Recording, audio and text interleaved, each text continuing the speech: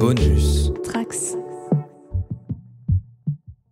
Bonjour à tous, ici c'est Guillaume. Donc là, cette fois-ci, on va parler de bande dessinée. Alors ça fait bien longtemps qu'on n'avait pas parlé de BD sur le coin pop. La dernière fois, souvenez-vous, c'était il y a déjà 2 ans avec déjà Philactère et Florent Baudry qui était le scénariste de VHB, Vampire Hunters Brigade. Et aujourd'hui, du coup, pour les 20 ans de l'association Philactère, je reçois le président, David Bull. Alors attention, ce n'est pas un pseudonyme, il s'appelle effectivement David Bull. Et du coup, si vous faites bien attention, vous remarquerez que ses initiales, ça fait BD. Salut David, comment ça va ? Salut Guigui, ça va très bien.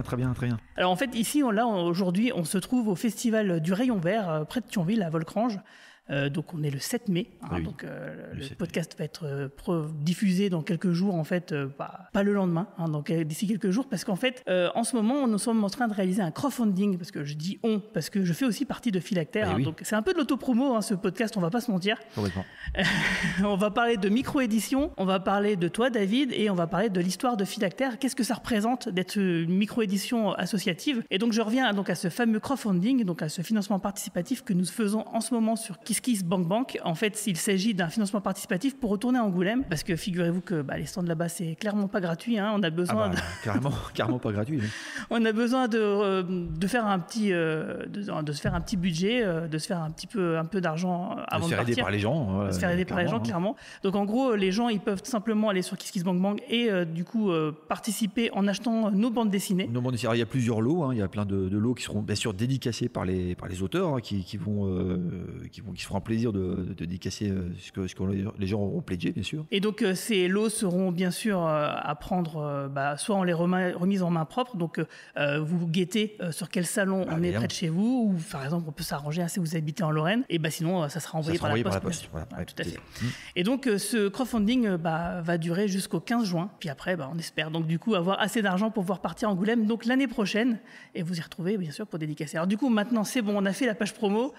On va parler de l'association Philactère, mais d'abord, David, tu vas nous parler quand même de ta passion pour la bande dessinée et le dessin. Ah, la passion de la bande dessinée, alors c'est très vieux, ça date quand j'avais 13 ans. Comme beaucoup de dessinateurs, je pense ça démarre très très tôt, avec la découverte de souvent des comics. Alors moi à l'époque, il n'y avait pas de manga, mais c'était le franco-belge, le comics, les Batman et autres personnages qui m'ont suivi dans toute mon adolescence et bien après. La découverte aussi d'auteurs de franco-belge. Alors c'est un peu un mix un peu étrange, le franco-belge et le comics, ça peut donner des dessinateurs assez sympas, qui ont une ouverture d'esprit vers l'Amérique et puis vers le continent européen. Oui, parce qu'il y a beaucoup d'auteurs, de dessinateurs européens qui vont vers les Amériques, mais le chemin inverse est moins probable. Moins évident, ouais.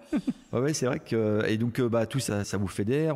Alors je suis autodidacte, faut pas oublier que beaucoup de dessinateurs dans ma profession que je connais ont rarement fait des écoles. Après on peut parler de la bande dessinée. Ils ont fait des écoles dans lesquelles ils ont été puisés des éléments qui leur ont servi pour la bande dessinée au niveau graphique, au niveau informatique, au niveau des logiciels, etc. Mais ils s'en sont servis pour revenir à la bande dessinée, leur premier amour en fait. Ok, mais du coup, tu fais quoi exactement toi comme style de BD ou autre d'ailleurs, parce que tu fais pas que de la BD en fait. Oui, je fais pas que de la BD. J'ai eu plutôt une carrière au début en arrivant à Nancy, une carrière artistique. Avec un travail, on va dire, autour du corps, parce que j'étais modèle. Et j'ai côtoyé beaucoup d'artistes, en fait. Et la bande dessinée, j'avais un peu mis de côté. J'y suis revenu ensuite, mais tout ça se nourrit quelque part. En allant j'ai fait de la sculpture, j'ai fait de la sérigraphie, de la pâte de verre, j'ai appris à faire du moulage. Donc c'est pas complètement déconnecté de l'univers de la BD. Tout ça se nourrit. J'ai envie de dire. Il n'y a pas vraiment de frontières, en fait. Tout sert. Et du coup, tu t'es mis vraiment clairement à faire de la bande dessinée à quel moment ? Et là, on va revenir à Philactère, j'imagine. Ouais, concrètement, on va dire 2003, ça a rentré de déclencheur parce qu'avec Florent, en 2005, je découvre. Florent m'emmène dans l'association en 2005. L'association est créée en 2003. Voilà, Florent Baudry qu'on a reçu pour VHB. Voilà, qui est ami aussi d'enfance de Verdun. Et qui m'emmène dans l'association. Donc là, c'est vrai qu'en 2005, c'est vraiment le démarrage. Pour moi, vraiment, là, je mets un pied dans la bande dessinée pour de vrai, avec des vrais projets, avec une équipe qui a envie de porter des projets, qui a envie d'aller loin, de faire des tas de trucs. Et là, c'est vrai que c'est enthousiasmant, en fait. Je me souviens d'une de tes premières BD, c'était une sorte de péplum, si je me souviens bien. Oui, alors, on ne la retiendra pas, les années ne retiendront pas cette BD. Mais oui, c'est vrai que c'était... tu rapprends un peu les codes. On était jeunes. Oui, voilà. C'était il y a 20 ans. C'était il y a 20 ans. Parce qu'on a fêté donc les 20 ans de Philactère. Philactère cette semaine. Cette semaine, le 1er mai, les 20 ans. Alors on a retrouvé, alors moi ça fait plaisir de retrouver les fondateurs, les membres fondateurs, avec Nicolas Jambois, Santos et d'autres que moi j'ai pas connus à la création proprement dite, mais faut pas les oublier. C'est un effet un peu papillon. Si Nico n'avait pas rencontré Santos, s'il n'avait pas rencontré Mathieu, qui n'avait pas rencontré, on n'en serait pas là aujourd'hui, quelque part. C'est un heureux hasard et en même temps une volonté d'un seul au départ qui amène à ce qu'on est aujourd'hui avec notre catalogue, nos collaborations. Parce qu'il y a quand même une spécificité, c'est que souvent en général c'est une bande de potes qui font quelque chose et là en fait c'est finalement un groupe et de ce groupe on est devenus potes. Mais à la base on se connaissait pas, c'est vraiment un concours de circonstances. C'est ça, c'est les rapprochements autour de projets. Le Noncy, il ne faut pas oublier que le Noncy, même si aujourd'hui il est un peu moribond. Mais alors le Noncy, est-ce que tu peux le Noncy, qu'est-ce que c'est que le Noncy? Alors le Noncy, c'est le premier magazine, un fanzine même, un fanzine, qui a été mis en place par les membres fondateurs. Et chaque jeune dessinateur qu'on accueillait faisait ses armes un peu dans le Noncy à travers une illustration. C'était le laboratoire. C'est le laboratoire. Bon, c'est un espèce de bac à sable. Laboratoire, bac à sable, on peut l'appeler comme ça. Et ça a permis aussi à certains de prendre confiance, d'apprendre un peu les codes de la bande dessinée, d'apprendre un peu les délais de rendu. Nous-mêmes, en côtoyant les imprimeurs, on a appris des tas de choses sur les formats, etc. C'est vrai qu'il y avait un côté professionnel parce que moi, j'étais à ce moment-là, je sortais des Beaux-Arts et je travaillais dans une agence de communication, donc tout ce qui était maquette, graphisme, etc. J'ai travaillé dans une imprimerie aussi. Et Philactère, dès le début, avait quand même un côté très professionnel dans ses maquettes, dans ses rendus, sa façon de fonctionner. Donc c'était on appelait ça le magazine pas pro, mais pas gratuit. pour dire que, ok, on n'est pas professionnel dans le sens où on n'en vit pas, on fait ça pour s'amuser, mais que quand même, derrière, on a un sérieux qui fait que le produit fini avait une belle gueule. Ça ressemblait pas à un fanzine en fait. C'est ça, et on se dit, mais c'était même redoutable parce que on arrivait sur les premiers livres sur la place qu'on avait fait. Donc, les gens regardez, mais ça c'est un fanzine, non, et en couleur. Tous les gens à l'époque, oui, il y a 20 ans c'était incroyable. En général, les fanzines c'était quoi? C'était de la photocopie en noir et blanc. C'est ça, c'est du vieux papier, photocopieuse, c'est ça. C'est un peu l'image que ça. Et nous on proposait tout de suite un ouvrage quand même de qualité, pas cher. Mais c'était 2,80 €. 2,80 €, 3 €. Alors c'est vrai qu'à Angoulême, je me rappelle, c'était quand on vendait. Il fallait en vendre un sacré paquet, puis les dédicaces, ça y allait, purée là. On dédicaçait dans chaque ouvrage, je me rappelle, on dédicaçait chaque ouvrage que les mecs nous achetaient, alors qu'en fait on disait bon, on aurait pu ralentir un peu la cadence. Bon, quelqu'un nous prend 5 bouquins, on dédicace dans un seul, tu vois. C'est vrai que ça demandait une énergie folle. C'est vrai que par rapport alors je dis parce qu'en fait à Angoulême, on veut y retourner, là c'est pour ça qu'on fait le crowdfunding, on a besoin un peu d'argent pour se permettre de se prendre ce stand qui coûte cher, mais on a déjà été, parce qu'on avait été invité par la région Lorraine à l'époque, donc la dernière fois qu'on y a été c'était il y a 8 ans, et effectivement quand on voit le chiffre d'affaires, c'était quelques milliers d'euros, tu te dis ouais, ça c'est pas exceptionnel, mais finalement quand on rapportait ça au nombre d'unités vendues, parce que voilà, faire des milliers d'euros de chiffre d'affaires avec des bouquins à 3,50 €. Entre 3 et 5, vous savez un peu, on avait des VHB, il y en avait à 5 €. Mais c'est vrai qu'entre 3 et 5 € faire on en vendait beaucoup, on dédicaçait comme des malades. Énorme. Ouais. Moi je me rappelle, j'étais fatigué, je rentrais d'Angoulême, 4 jours d'Angoulême, une semaine pour m'en remettre. C'était un truc de dingue. Ouais, comme un peu tout le monde. Mais c'est vrai que là nous on a la casquette éditeur en fait de micro-édition, en plus d'être auteur, c'est-à-dire qu'en fait on s'amène nous-mêmes, on doit s'organiser nous-mêmes pour se loger, pour se nourrir. Qui sont nos auteurs qui sont présents, toute l'organisation, tout ce que ça. On n'est pas des auteurs qui viennent sur un stand pour dédicacer. On vient pour dédicacer, mais on fait tout ce qu'il y a derrière pour permettre d'aller dédicacer. On n'est pas comme certains auteurs qui font de l'auto-édition tout seuls et qui doivent se débrouiller pour trouver des festivals. On se présente vraiment. À chaque fois, j'essaye, en tout cas en tant que président maintenant, de nous présenter. Quand on va à un salon, on ne doit pas dépendre forcément d'un libraire. Et c'est vrai que être autonome, c'est bien. Voilà, il faut être autonome au maximum possible pour nos auteurs. Parce que l'intérêt, il est là. C'est de bien payer nos auteurs. Et on les paye bien dans l'association. Alors, on va quand même relativiser un petit peu parce que oui, ils sont très bien payés parce qu'en termes de pourcentage, on donne 50% à peu près en moyenne de ce que rapporte. Mais on n'a pas de production comme pour l'avoir maison d'édition. Comme la volumétrie, elle est ce qu'elle est. Je veux dire, on tire des bouquins à 1000 exemplaires. On va forcément, personne ne peut en vivre réellement. Non. Mais on n'a rien à envier, par exemple, à des tirages, des primo-tirages. Oui, c'est vrai. Non, mais c'est vrai. Des fois, un jeune auteur, il tire à 2000 ou à 3000 ou 4000. On est à 1000 exemplaires et on les vend sur la durée. Ça, on va les vendre sur 3 à 4 ans. C'est ça un peu la limite de la micro-édition. C'est-à-dire qu'on peut faire ce qu'on veut. Du coup, on peut donner la moitié. Par exemple, sur 10 €, il y a 5 € qui reviennent à l'auteur. Mais c'est 5 € fois 1000, ça fait 5000 €. Donc, je schématise quand je dis ça. Et sur ces 5000 €, ça représente 1 ou 2 ans de travail. Finalement, c'est rien. Mais quand même, ce qu'il faut dire, c'est qu'on est nos propres exploiteurs. C'est-à-dire que comme on est une association, on accepte ce... Oui, mais en même temps, tu as le collectif qui revient derrière. C'est-à-dire que le collectif, quelque part, même si, mettons, toi, Guigui, tu n'étais pas là, présent à un festival, on va quand même le vendre. Et puis, de temps en temps, même, on se débrouille, la personne veut partir avec une dédicace, moi je fais une dédicace demain quand même. Il y a ce côté collectif qui est quand même tout à fait, tu as tout à fait raison, mais ce que je veux dire, c'est que, parce que c'est une critique qu'on pourrait faire en disant, oh là là, mais vous payez pas tant que ça, vos auteurs, etc. Mais ce qu'il faut se remettre dans l'objectif qui est celui de Philactère, je pense, c'est qu'en fait, on fait ça pour se faire plaisir à la base. Oui. Et l'argent, c'est pas notre... c'est pas ce qui nous motive. C'est un plus, dont, bien sûr, on va pas cracher dessus, évidemment. Mais ce que je veux dire, c'est que on est nos propres exploitants dans le sens où... on s'organise comme on veut, on fait ça pour se faire plaisir. Et du coup, les gens qui sont publiés chez Philactère, c'est que des gens qui font partie de l'association. On ne va pas publier... On n'est pas une maison d'édition dans le sens où on ne va pas publier un tout venant pour l'exploiter, entre guillemets. Quoi. Non, la personne qui viendra nous voir pour se dire, voilà, je veux que vous m'éditiez mon livre, et puis moi, après, je me barre de là, vous débrouillez pour vendre des bouquins. Non, c'est pas comme ça que ça marche. C'est clair et net. Nous, tout le monde participe à l'effort commun, tant qu'il le peut, dans la mesure de ses moyens et de ses possibilités. Effectivement, comme tu dis, on n'est pas là à accueillir des gens qui viendraient nous voir avec un PDF projet, et on l'imprime. Bah non, c'est pas comme ça que ça marche. Et c'est surtout que, voilà, c'est pas l'ambition, c'est pas le but. Le but de Philactère, c'est plutôt de s'amuser et de faire de la bande dessinée. Pas d'en vivre, mais d'en faire en tout cas. Voilà, de rencontrer des lecteurs. Et d'avoir tous les talents. Alors on a cette chance quand même d'avoir tous les talents au sein de la sauce. On a quand même des graphistes, on a des coloristes, on a des dessinateurs de différents niveaux qui se donnent l'un et l'autre des conseils. On a des comptables. et tout ça fait un peu la force. Alors par hasard, oui, sans doute par hasard de l'association. On a quand même eu la chance de réunir quand même tout un tas de talents très divers et variés, qui ont su apporter des améliorations au fur et à mesure des années pour le fanzine, pour les livres, pour aider ceux qui sortaient un bouquin, etc. Donc il y a quand même cette chance qu'on a eue d'avoir des gens assez talentueux à des moments précis. Voilà, et c'est ce qui permet à l'association d'être carré, c'est-à-dire que on paye ce qu'on doit payer, les cotisations.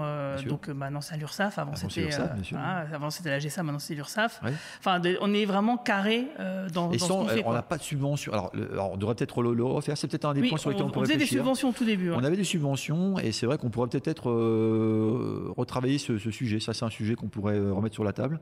Ça fait longtemps qu'on l'a pas fait. Oui, parce que en fait, on vit. Enfin, je veux dire, les ventes sont suffisamment bonnes pour qu'on soit autonome, comme tu disais tout à l'heure. Bon, c'est pas les cotises non plus qui vont nous aider beaucoup, mais c'est vrai qu'avoir une petite subvention auquel on pourrait avoir droit, c'est vrai que c'est pas mal de se renseigner sur le sujet. Le pass culture aussi, par exemple, qui a été une invention là, en 2021. Enfin, une invention, oui, une vraie ouverture par rapport à nous, associatifs et acteurs culturels, de nous permettre peut-être d'intervenir, en tout cas, en tant que dessinateurs ayant une production dans des écoles, etc. Ça, c'était bien. Je vais le faire dans pas longtemps, d'ailleurs. Le pass culture, c'est, je pense, un vrai atout pour les dessinateurs. Ouais, c'est vraiment très bien. Et d'ailleurs, si vous voulez rejoindre l'association, la cotisation est de 20 € l'année. C'est ça. Donc, on accueille tout le monde. Je veux dire, en fait, quelque part... tout le monde est dessinateur, scénariste ou coloriste dans l'association, mais c'est vrai que si on avait des gens qui ne faisaient pas que de la BD à proprement parler, mais qui pourraient faire d'autres choses périphériques, peut-être que ça pourrait aider à développer l'asso. Bien sûr, c'est même au niveau de la com. C'est vrai qu'au niveau de la com, on n'est pas forcément. C'est pas le domaine. Toi, tu maîtrises assez bien, Guy. Là-dessus, il y a rien à dire. Mais c'est vrai que dans la sauce, on n'est pas très bon sur certains sujets. La com, on fait partie en particulier. Enfin, moins maintenant. C'était plus le cas au début. C'est surtout que, par exemple, l'organisation pour aller à Angoulême, par exemple, des gens qui vont s'occuper de tout ce qui est logistique. Voilà. Ça, la logistique, c'est compliqué parce qu'il faut organiser les voitures, réserver les gîtes, où est-ce qu'on va dormir, tout ça, ce genre de trucs, même gérer l'essence. Enfin voilà, c'est quand même le bureau administratif gère beaucoup de choses.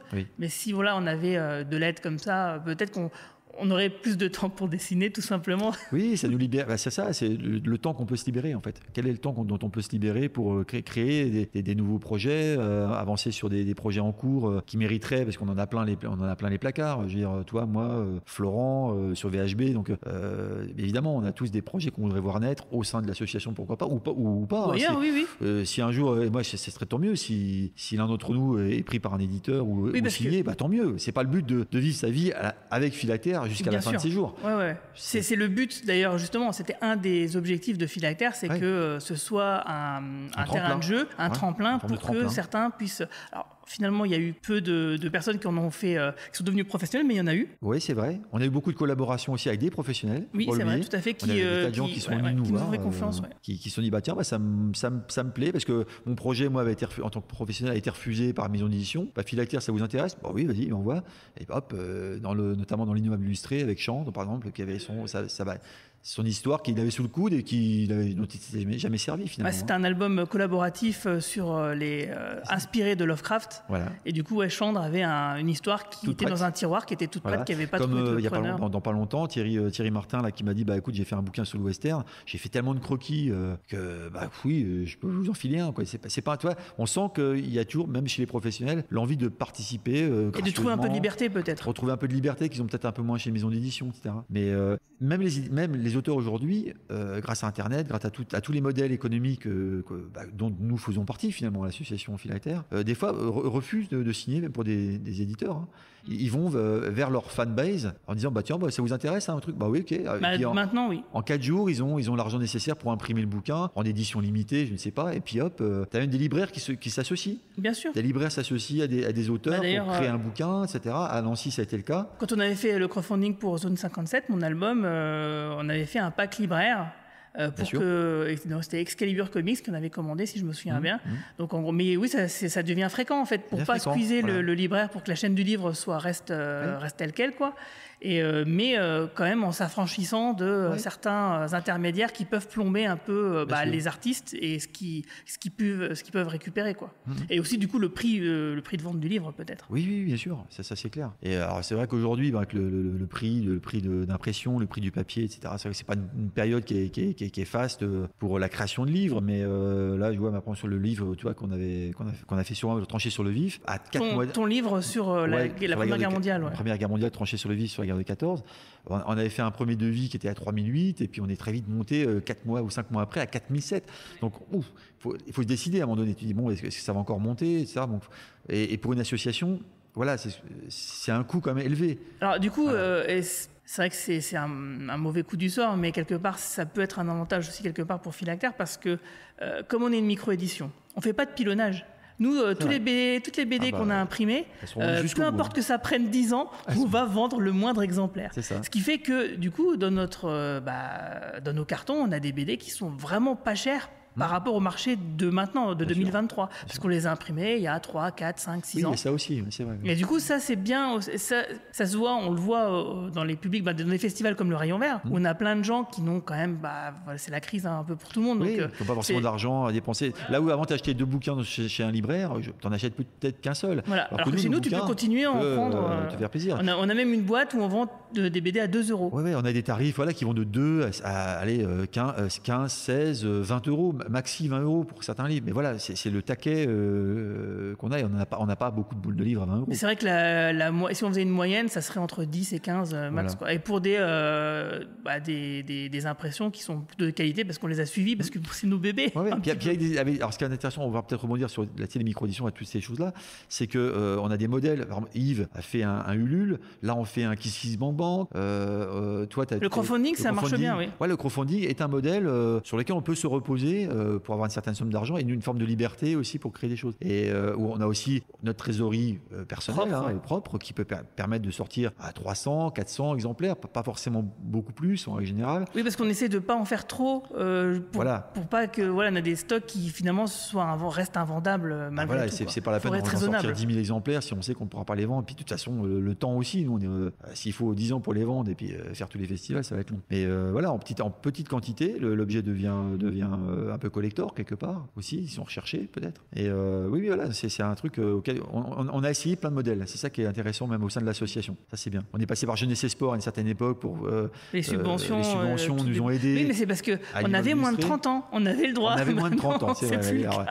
C'était il y a 20 ans. C'était il y a 20 ans, on avait moins de 30 ans. Oui, mais en testant tous ces modèles, c'est vrai que c'est autant d'expérience pour nous, quoi. C'est vrai.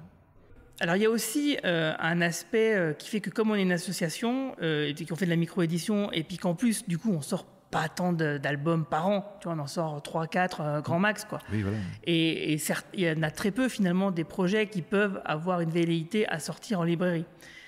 Et parmi celles-ci, il y a mes albums Bertrand Keftorian et Zone 57, donc une histoire d'invasion extraterrestre à Metz. Je vous conseille vivement 15 € l'unité, c'est vraiment bien. Très bon pitch. Donc prenez-le sur le crowdfunding, ça me fera plaisir. Je vous ferai plein de dédicaces, super. Donc bref, cet album-là qu'on a tiré à 1500 exemplaires à peu près, et puis on a fait une réédition. Enfin bref, mais bon. C'était un album tous les 4 ans, cartonné et tout. Mais nous, en tant qu'association, les distributeurs de BD ne peuvent pas nous prendre pour nous mettre dans les librairies. Ils prennent des maisons d'édition un peu plus grosses qui en font plus que 2 dans l'année. Voilà. Ou alors on les a pas encore trouvés. Il y a des fois des imprimeurs qui font aussi stockage et diffusion. Bon, voilà, mais c'est toujours un coût aussi. Hein. Mais voilà, c'est quand on parlait de logistique, de trucs à gérer, ça serait que si on avait quelqu'un qui s'occupait de ça, par exemple, peut-être qu'on aurait trouvé ces fameux distributeurs. Mais en tout cas, on les a pas trouvés.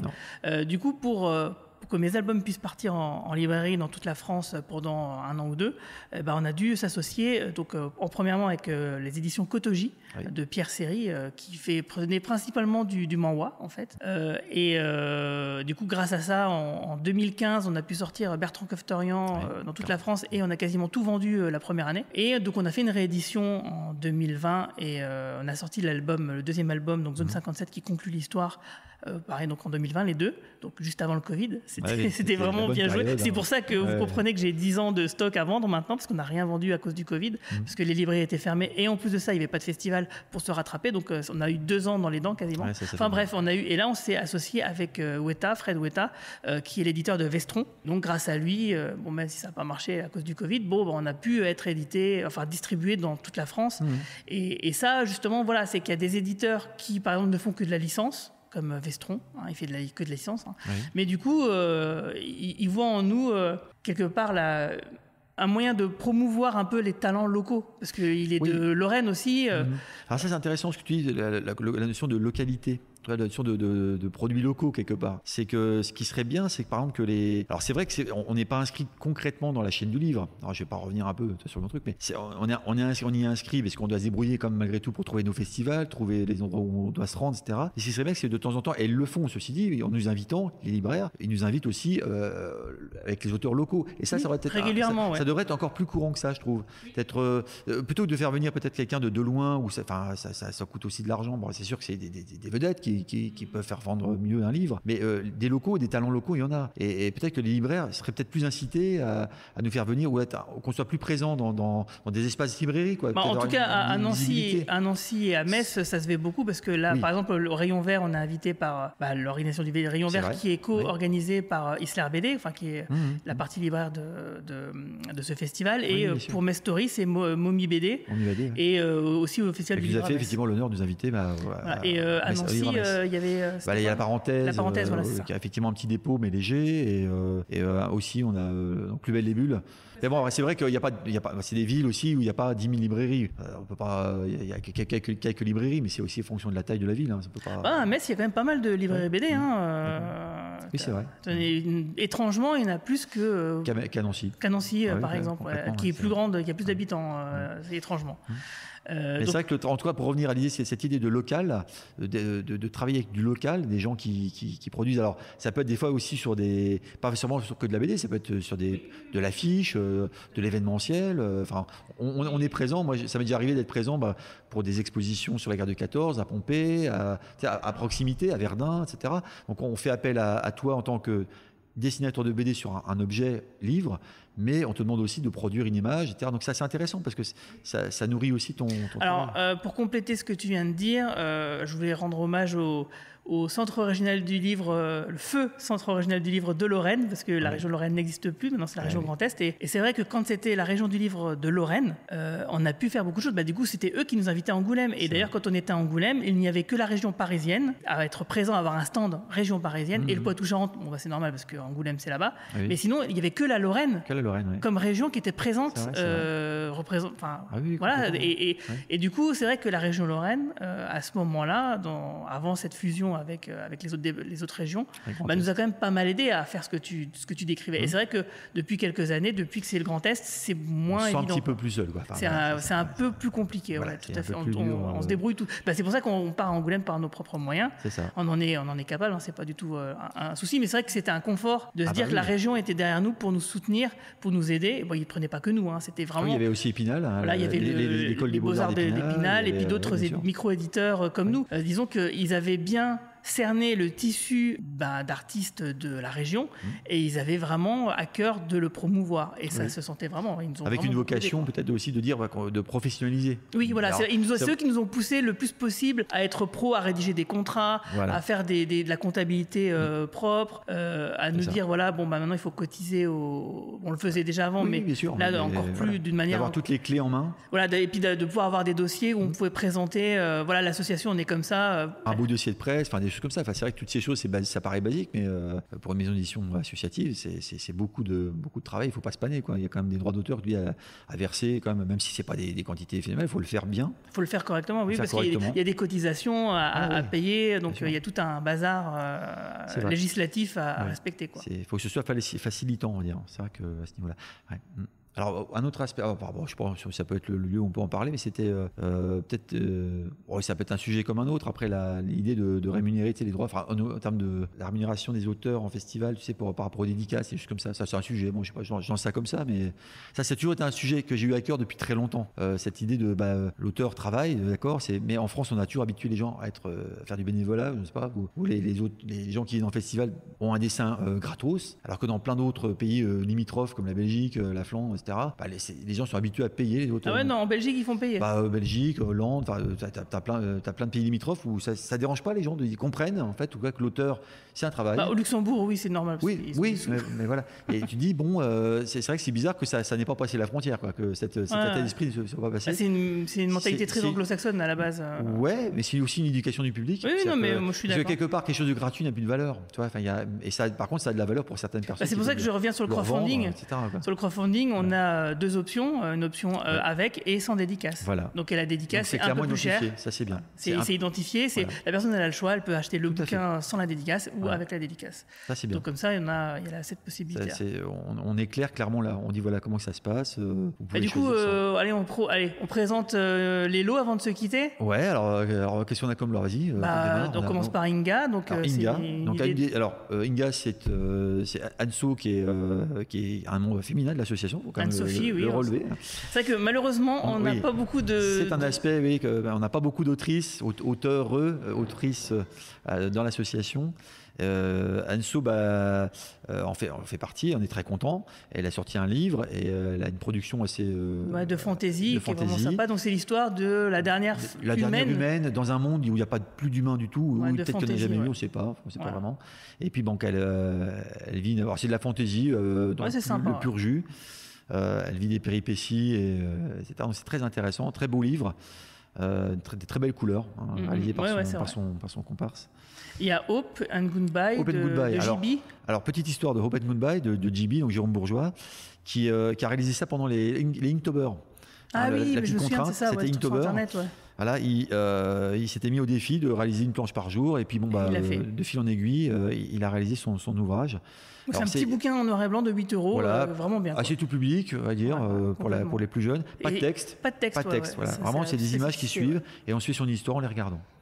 Voilà, ensuite, il y a l'Innommable Illustré. Innommable Illustré, alors là on revient sur le collectif, collectif avec les membres de l'association, mais pas que. On a un dessinateur australien, je crois, qui a participé. Il y a plein de dessinateurs.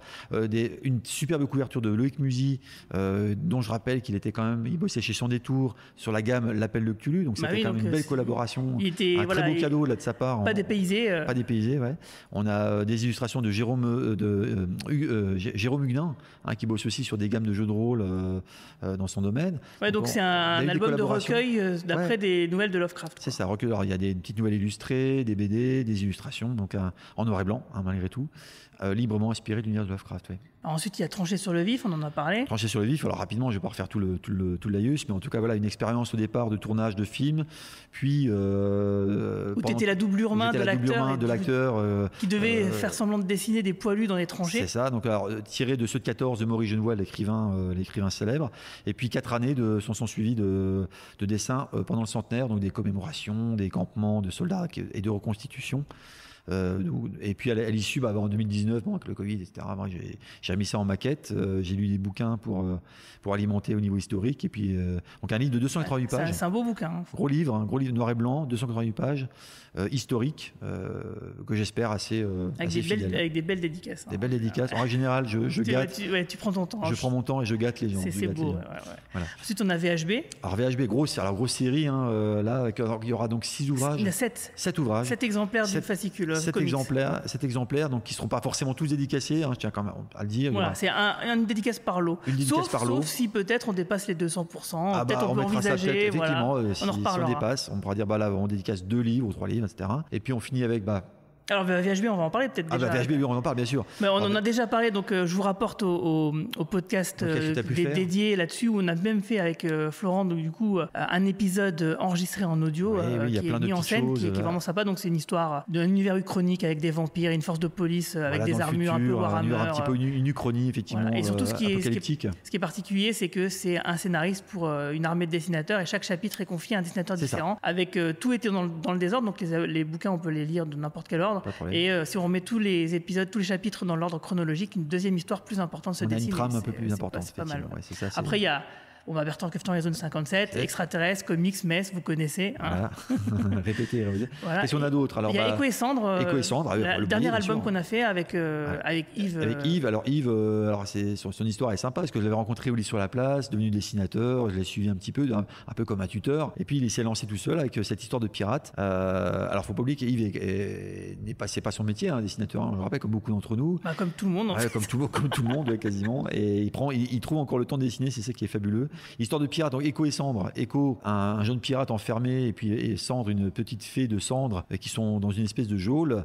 Ils trouvent le moyen de s'échapper ensemble. Et puis bon, l'histoire aurait pu s'arrêter là, mais elle continue. Ça continue. Et il vit des péripéties incroyables, donc de la vraie histoire de pirate des Caraïbes. Pur jus de pirate. Et ensuite, on a Bande de rats de Briareos. Bande de rats, donc de l'humour un petit peu, alors pas que potache, un petit peu. Un peu grinçant. Un petit peu irrévérencieux, à la Maurice et Patapon, Charlie Hebdo. On est vraiment dans ce genre d'humour, à ne pas laisser entre toutes les mains quand même. Ça pique un peu. Voilà, les parents le lisent avant, les enfants le lisent après. Mais en général, ça se passe quand même très bien. On entend les gens qui rigolent et puis après ils font quand même.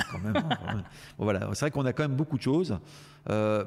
Qu'est-ce qu'on a après, bien sûr, les non-si, mais ça sera. Oui, les non-si, en fait, on a fait un lot de 10 €, où dedans on mettra 5 non-si, et donc notre fanzine surprise. En gros, on va vider nos stocks. On va prendre. Le lapin de Pâques sera passé. Voilà, c'est ça. Et ça sera pas mal. Moi, il y en a certaines qui l'ont déjà commandé. Je sais déjà exactement ce que je vais leur mettre comme numéro. Très bien. Je les connais un peu, donc du coup, je vais pouvoir personnifier un peu le. Alors, tous les auteurs ne sont pas forcément. De ceux que dans les non-si sont plus forcément présents, mais bon, nous, on prendra le relais. Il y a eu un turnover quand même en 20 ans qui a quand même été pas conséquent, mais quand même important. J'ai pas compté, j'ai pas le détail, mais. Si on prenait tous les gens qui sont passés dans Philactère, il y a peut-être au moins 50 personnes. Au moins une bonne cinquantaine de personnes qu'on a connues, de passage. Et avec toujours un noyau de 20 personnes actives en permanence. C'est vrai. Donc voilà, le non-si, on a fini quasiment tout. On a fait le tour. On a fait le tour du catalogue. Donc un beau catalogue, vous voyez, c'est quand même pas mal. C'est très éclectique surtout, c'est ça qui est intéressant. Il y a plein de choses qui pourront vous intéresser. L'idée, c'est vraiment, pour revenir un petit peu au crowdfunding, nous aider. Ça, c'est vraiment. Alors, vous pouvez faire bien sûr des dons sans contrepartie, mais le mieux, ça serait quand même. Nous, on préfère avec contrepartie. On préfère que vous preniez nos BD, parce que le but, c'est aussi de vider nos stocks. Nos garages sont pleins de bandes dessinées. Il faut le vider. Bon, faut nous en laisser quand même pour partir à Angoulême. Oui. On a quand même. Ça, on a de la marge. On a de la marge. En tout cas, merci beaucoup, David Bull. Donc, je rappelle que tu t'appelles David Bull. Donc, attends, t'étais prédestiné à être président d'une association qui s'appelle Philactère, quoi. Parce que Philactère, on rappelle que c'est le nom savant entre guillemets de la bulle de la bande dessinée. Bien sûr. Donc, je pense que je vais rester à un petit bout de temps président. J'espère pas trop longtemps quand même. Qu'il y ait la relève, parce que vous pensez à la relève. Oui, c'est justement, on cherche à recruter des jeunes pousses. On en a quelques-uns. Alors, je fais un peu mon travail de président où je vais un peu à la enquête de jeunes talents, de jeunes auteurs, ce qui sera le cas dans le futur western. Oui, un album en cours de conception. Là. Voilà, on est en cours de conception, un spécial western. Sur le modèle de l'album. Qui fera feu de tout bois, j'ai envie de dire. Voilà, ce qui sera sur le modèle de l'Innommable Illustré. Donc, même genre d'album collaboratif, collectif. Donc là, on aura des belles surprises avec une espèce d'objet, j'imagine, insolite, qui sera super, en couleur, avec du noir et blanc, mais plutôt de la couleur, avec l'univers des cow-boys, mais revisité à la Wild Wild West, si on veut bien, avec tous les possibles. Voilà. En tout cas, merci beaucoup David. Moi, je vous retrouve dans quelques jours pour le prochain podcast sur Star Trek, le film Star Trek Nemesis. Et puis, on va se quitter avec une musique d'un de nos membres, Jim Hay, parce qu'il fait toujours des... Voilà, il y en a aussi beaucoup de musiciens dans l'association. Allez, salut, merci tout le monde. Salut à tous. Ciao.